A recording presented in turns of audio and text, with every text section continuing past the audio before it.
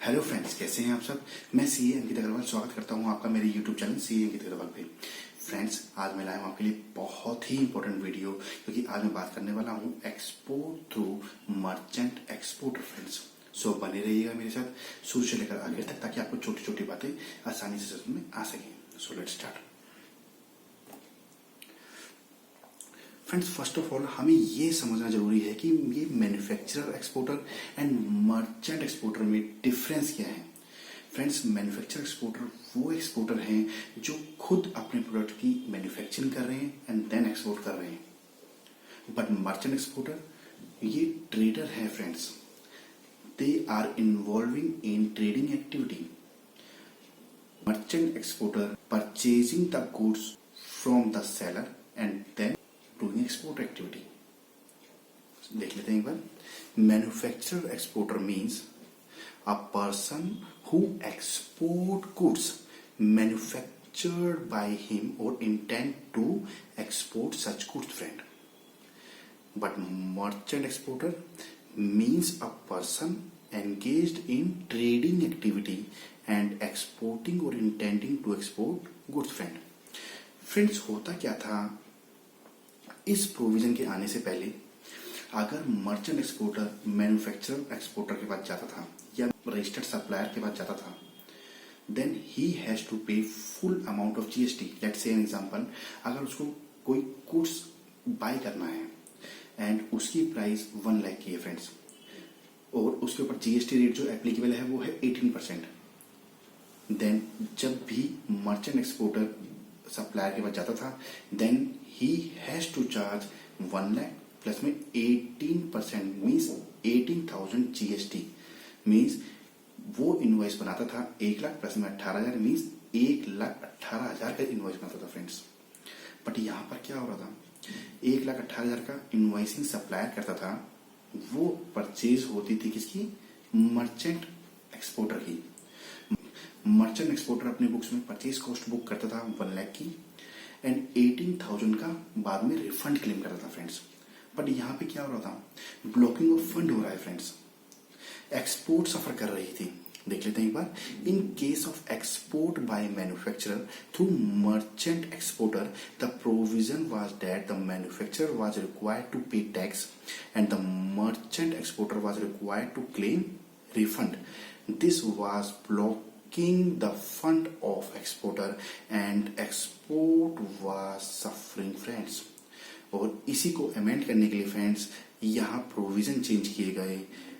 Provision related to tax on export of goods has been altered with effect from 23 October 2017। Friends, और ये notification के through amendment की गई। Friends, देख लेते हैं एक बार क्या क्या अमेंडमेंट की गई है। फ्रेंड्स, यहाँ पे कुछ कंडीशंस लगाई गई, यहाँ पे कुछ क्राइटेरिया लगाया गया कि क्या क्या कंडीशन फुलफिल होनी चाहिए या क्या क्या क्राइटेरिया फुलफिल होने चाहिए। फ्रेंड्स, जो मैन्युफैक्चरर एक्सपोर्टर हैं वो रजिस्टर्ड होना चाहिए under GST, but the merchant exporter should be registered under GST and export promotion council और commodity board recognized by department of commerce. Friends, merchant exporter should place an order to manufacturer supplier.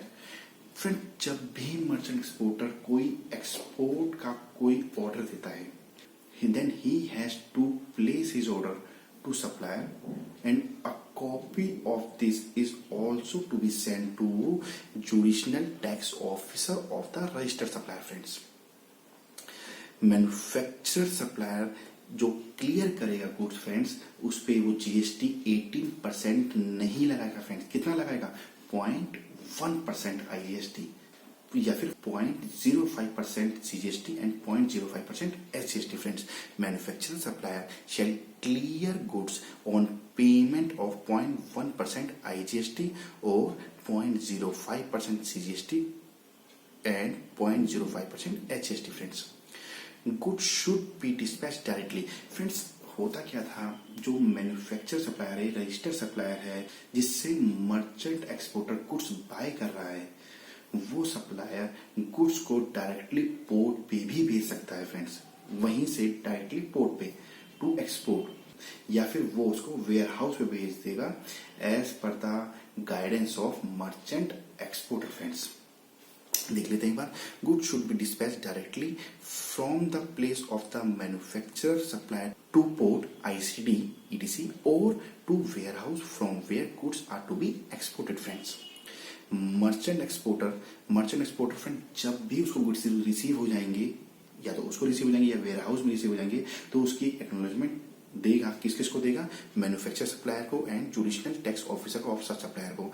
देख लेते हैं एक बार. Merchant exporter shall endorse receipt of goods on tax invoice and also acknowledge of receipt of goods in registered warehouse. This is to be provided to manufacturer supplier as well as to jurisdictional tax officer, friends. Merchant exporter is required. Friends, merchant exporter के पास एक boundation है कि उसको वो goods within 90 days from the date of issue invoice export करने ही होंगे. Merchant exporter is required to export goods within 90 days from the date of issue invoice. Friends, आपके माइंड में एक डाउट आ रहा होगा, अगर वो 90 days में एक्सपोर्ट नहीं कर सकता क्या होगा? तब ये जो एग्जेम्पशन मिली है फ्रेंड, जहां पर 18% का जीएसटी लग रहा था, वहां पर गवर्नमेंट ने relaxation the and GST rate हो गया 0.1%. फ्रेंड्स, ये एग्जेम्पशन खत्म हो जाएगी and merchant exporter will be liable to pay full GST tax without any exemption. Merchant exporter can take ITC or claim refund of GST tax paid to the manufacturer supplier. जो उसने GST tax पे किया है while purchasing the goods at concessional rate, उसका वो claim कर सकता है रिफंड, फ्रेंड्स, या फिर ITC क्लेम कर सकता है. पेमेंट ऑफ 0.05% या फिर 0.1% tax by the supplier is optional, not mandatory. Friends, ये जो एक एग्जेम्पशन दी गई है बाय गवर्नमेंट डेट की मर्चेंट एक्सपोर्टर अपना फंड ब्लॉक ना करे, उसका फंड ब्लॉक ना हो, देन एक रिलैक्सेशन दी गई कि आप कंसेशन रेट पे जीएसटी पे कर सकते हैं.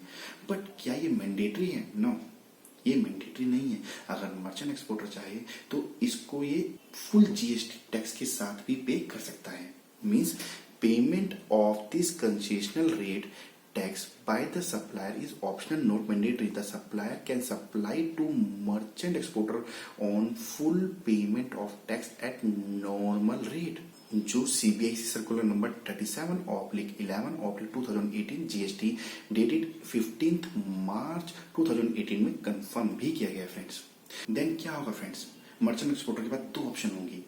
या तो वो एक्सपोर्ट करेगा विद एलयूटी और बॉन्ड, देन उसको जीएसटी कुछ नहीं देना एंड आईटीसी का वो रिफंड क्लेम कर लेगा. एंड सेकंड ऑप्शन इज वो जीएसटी पे करेगा at the time of export and then claim refund of GST tax paid. देख लेते हैं फ्रेंड्स एक बार. In such case the merchant exporter can export goods on payment of GST and claim refund. Alternatively, he can export under bond या LOT and claim refund of ITC of GST paid by the supplier. Friends, merchant exporter cannot pay IGST on exported. ये friends बहुत ही important point है.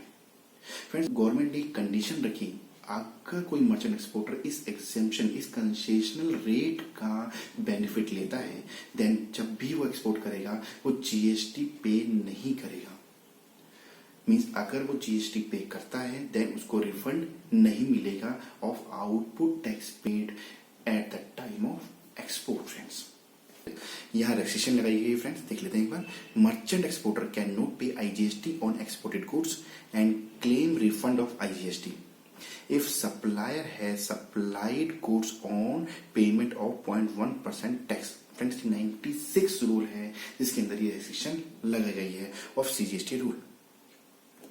Friends, आशा करता हूँ आपको मेरी video अच्छी लगी होगी. अगर आपको मेरी वीडियो अच्छी लगी हो तो वीडियो को लाइक कर दीजिए, चैनल को सब्सक्राइब कर दीजिए एंड बेल आइकन को प्रेस कर दीजिए ताकि आपको मेरी वीडियो की नोटिफिकेशन मिलती रहे. आज की वीडियो में फ्रेंड्स इतना ही था. जल्द मिलता हूँ आपसे नई वीडियो के साथ, नई टॉपिक. तब तक के लिए थैंक यू, बाय बाय.